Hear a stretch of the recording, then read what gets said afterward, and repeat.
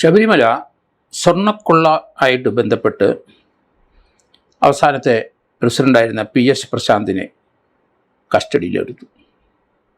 ഇന്ന് രാവിലെ അദ്ദേഹത്തിൻ്റെ വീട്ടിൽ നിന്നാണ് അദ്ദേഹത്തിനെ കസ്റ്റഡിയിലെടുത്തത്. ആ കസ്റ്റഡിയിലെടുക്കുന്ന തൊട്ട് മുമ്പ് അദ്ദേഹം ഒരു ഫേസ്ബുക്ക് പോസ്റ്റ് ഇട്ടു. താൻ നിരപരാധിയാണെന്നും തൻ്റെ വീട്ടിൽ 2025 ശബരിമലയിലെ സ്വർണ്ണം ഒന്നും മോഷണം പോയിട്ടില്ല എന്നുമാണ്.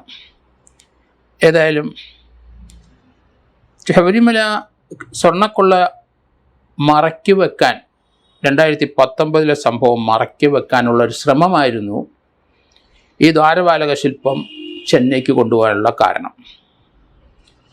2019 സ്വർണ്ണക്കൊള്ള നടത്തിയത് അതിൻ്റെ തെളിവ് നശിപ്പിക്കുന്നതിൻ്റെ ഭാഗമായി പുതിയതായി സ്വർണം പൂശാനായിരിക്കണം 2025 വീണ്ടും അത് ചെന്നൈക്ക് കൊടുത്തു വിട്ടത്.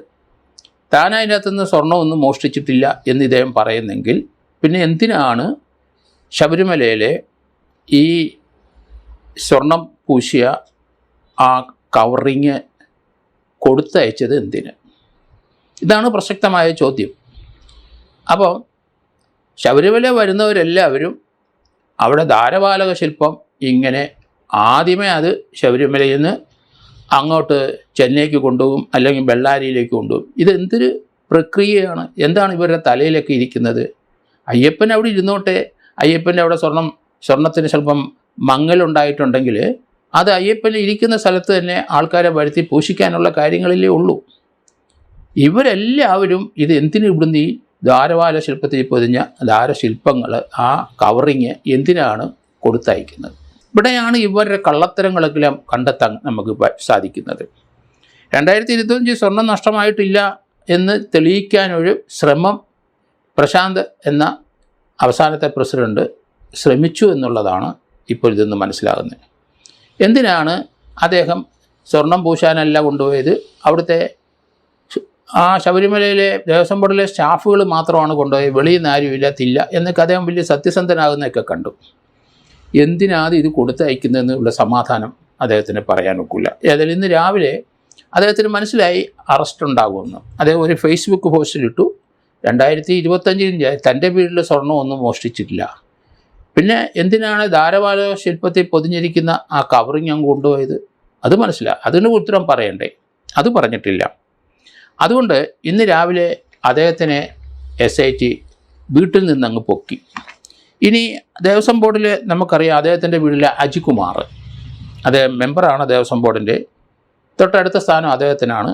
അപ്പോൾ അദ്ദേഹത്തിനെ കൂടെ അറസ്റ്റ് ചെയ്തല്ലേ പറ്റുള്ളൂ. അതിൻ്റെ കൂടെ ഒരു 7 പേരും കൂടെ അറസ്റ്റിലേക്ക് വരും. കാരണം അവരും ഈ ദ്വാരപാല ശില്പം കൊണ്ടുപോയില്ലാത്ത അവർക്കും പങ്കുണ്ട്. അപ്പോൾ അജികുമാർ ദേവസ്വം ബോർഡ് മെമ്പറിനെ കൂടാതെ സ്പോൺസറായ ഉണ്ണികൃഷ്ണൻ പോറ്റി അതിനകത്തുണ്ട്. ആ കഥാപാത്രവും ഇവരുടെ കൂടെയുണ്ട്. മറ്റേത് തന്ത്രി കണ്ഠര രാജീവ്, പിന്നെ അപ്പോൾ അവർ 4 പേരായി.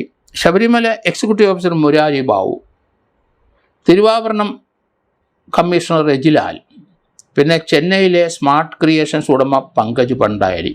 അങ്ങനെ 7 1 8 പേര്. അവരെ അറസ്റ്റ് ചെയ്തല്ലേ പറ്റുള്ളൂ. ഇവരെല്ലാം ഈ ഗൂഢാലോചനയിലും ഈ രണ്ടാമത് ഇവിടുന്ന് കൊണ്ടുപോയി അതിനകത്ത് കുറച്ച് സ്വർണം പൂശി 2019 കള്ളത്തരം മറച്ചു വെക്കാനും ശ്രമിച്ചു. അതല്ലേ അവർ തെളിവ് നശിപ്പിക്കാനുള്ള സംഗതിയല്ലേ ചെയ്തത്. അപ്പോൾ ആ 7 പേരിലേക്കും അറസ്റ്റ് വരും എന്നാണ് ഞാൻ കരുതുന്നത്. എന്നാൽ അതിൻ്റെ കൂടെ വൈക്കേരിയസ് ലൈബിലിറ്റിയുള്ള കുറേ മഹാന്മാരും കൂടെ 9 പേരൂടെ ഉണ്ട്. അവരെയും കൂടെ അറസ്റ്റ് ചെയ്തില്ലേ പറ്റുള്ളൂ. അതിനകത്ത് ഇവരെ കൂടാതെ ശബരിമലയിലെ ബോർഡ് അംഗം സുന്ദരേശനുണ്ട്, ബോർഡ് സെക്രട്ടറി ബിന്ദു എന്നൊരു ലേഡിയുണ്ട്, അത് തന്ത്രി മഹേഷ് മോഹൻ, അദ്ദേഹം 3ാമതായിട്ടുണ്ട്, തിരുവാഭരണ commissioner Sunila, executive officer OG Biju, പിന്നെ administrative officer Srinivasan, assistant executive officer Hemanth, കർണാടകയിലെ ജുവലറി ഉടമ ഗോവർദ്ധൻ, പിന്നെ 2020 എക്സിക്യൂട്ടീവ് ഓഫീസറായിരുന്ന VS രാജേന്ദ്ര പ്രസാദ്. ഈ 9 പേരുടെയും വൈക്കേരിയസ് ലൈബിലിറ്റി നമുക്ക് മാറ്റാൻ ഒക്കില്ല. അപ്പം പ്രശാന്തിനെ അറസ്റ്റ് ചെയ്ത് കഴിഞ്ഞാൽ തീർച്ചയായിട്ടും ഉടൻ തന്നെ അജികുമാറിനെ അറസ്റ്റ് ചെയ്തേ പറ്റുള്ളൂ. തൊട്ടുപുറകെ 6 മഹാന്മാരൂടെ വരും. കൂടാതെ വൈക്കേരിയസ് ലയബിലിറ്റി ബാധ്യതയുള്ള 9 പേരുണ്ട്. ആ 9 പേരെയും കൂടെ അറസ്റ്റ് ചെയ്തേ പറ്റുള്ളൂ. ഏതായാലും ഒരു ക്രിമിനൽ ഗൂഢാലോചന ഈ 9, 7, 17 പേർക്കുണ്ട്. 120B അവിടെ തീർച്ചയായിട്ടും വരും. ഒരു ചീറ്റിംഗ് ഉണ്ട്, വിശ്വാസ വഞ്ചന നടത്തിയിട്ടുണ്ട്, പിന്നെ അതിനെ സംബന്ധിക്കുന്ന ഒരു വ്യാജരേഖ ചമച്ചിട്ടുണ്ട്. അപ്പോൾ ഇത്രയൊക്കെ ഇവർക്കെതിരായിട്ട് എവിഡൻസുകൾ ഉണ്ട്. അതുകൊണ്ടാണ് SIT ഇപ്പോൾ ഈ പ്രശാന്തിനെ കസ്റ്റഡിയിലെടുത്തത്. അത് അറസ്റ്റിലേക്ക് പോവും, റിമാൻഡിലേക്ക് പോവും. 90 ദിവസം കഴിഞ്ഞ് അദ്ദേഹത്തിൻ്റെ ഒരു ജാമ്യത്തിൻ്റെ കാര്യം നമ്മളിനി നോക്കേണ്ടതുള്ളൂ.